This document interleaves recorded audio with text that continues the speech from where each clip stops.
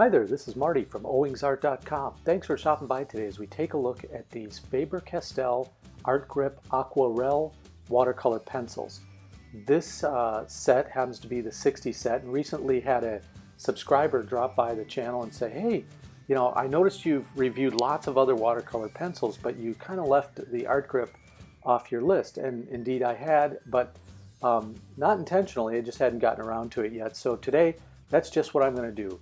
Later on in the video, there will be a demonstration. I'll do a demonstration of these at work, so stay tuned for that as we get through these. But first, I just wanted to talk about some of the interesting characteristics of the Art Grip watercolor pencil here.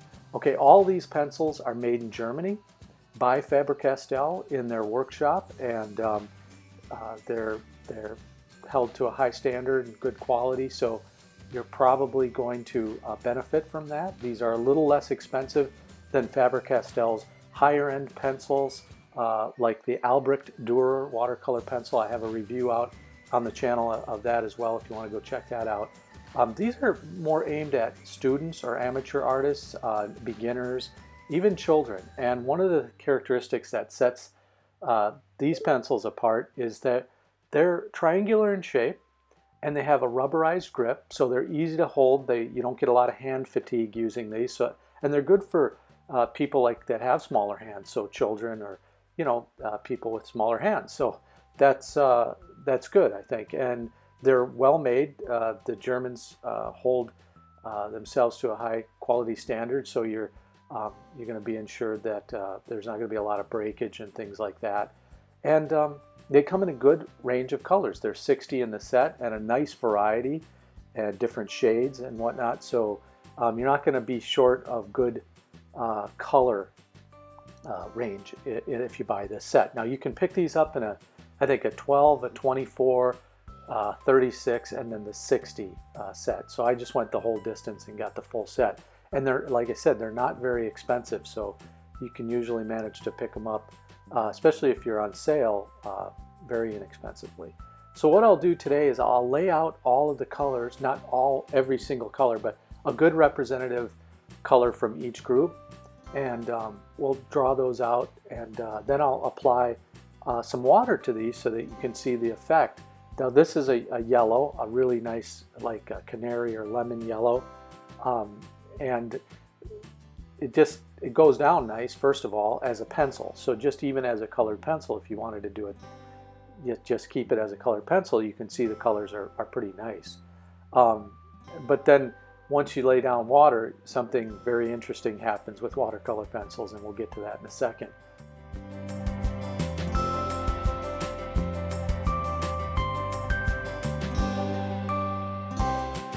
Okay, here I'm going to use a Pentel water pen. This is a pretty inexpensive little watercolor pen if you haven't seen this, but it's got a brush on the end that's nylon, and you just fill the reservoir with some water, and here's what you can do. And now notice what happens when I apply water to the colored pencil marks. It creates watercolor, which is pretty great and a nice innovation. So you can get, like if you're new at watercolors and you want to get like finer, more precise, you can use the pencil for that, which is excellent. You're used to doing that probably as an artist.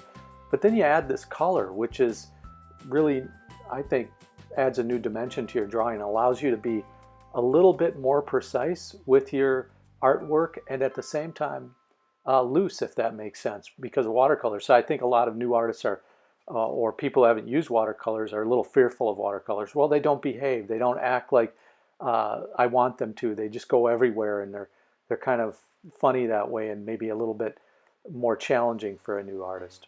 But don't be afraid. You got to give it a try, and this is one way to get into watercolors. Now here I'm going to start with a demo sketch here, and we'll get to the painting of this in a minute. But I wanted to start out with a light sketch and then go over it with some very light color.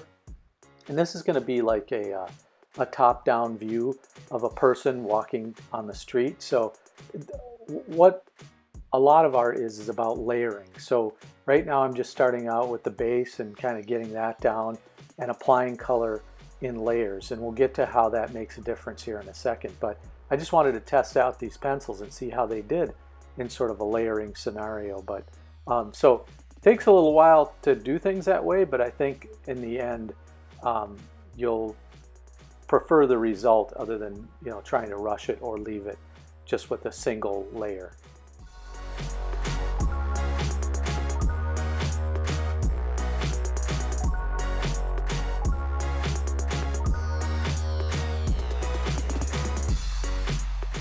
You can see here I'm just adding kind of layer after layer after layer to give it a little roughness to the street, and then going in and adding layer after layer to the to the guy that's walking here.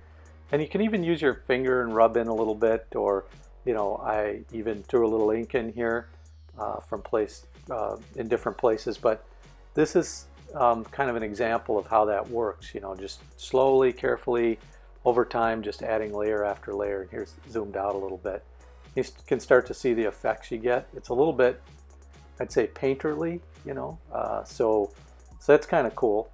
And for student grade, or I'd say beginner grade pencils, these work pretty well if you're patient with them. And I wasn't using a ton of colors in this particular drawing. I mean, maybe 6 or 8, but I mean, you can see there's purple in here, there's yellows, there's blues, there's some peach, some grays, and then I just continue to just go in and layer over and over again. And it also helps to have really good paper underneath you. Now this is basically a Canson multimedia paper right out of the sketchbook, but you could use a heavier, a little bit more toothy paper if you wanted to for watercolor. But then sometimes people complain about if they're using watercolor pencil, that the toothiness to the paper will leave little white spots, and that's just because the coverage isn't there completely. So you might want to try a Bristol paper if you're going to do something like this. And plus, that's a good place to start because you're probably more used to it. So I mean, I think the bottom line with using the layering technique is to have good patience, have some good paper and decent pencils, and I think you'll enjoy the result. So here's how I kind of finished it out, and I think I'll leave it right there. Drop me a note and let me know what you think about this drawing. Well, I guess just to recap, Faber-Castell Art Grip Aquarelle pencils are great for students and sketchers. Good variety of color, great quality from Faber-Castell. Really easy to hold, excellent value, and super versatile. Well, thanks for stopping by today as we took a look at these really great pencils from Faber-Castell. Don't forget to subscribe, leave a note on the channel. I always like to respond to those. Well, that's it for today. This is Marty for owingsart.com. Have a great day. So long, everybody.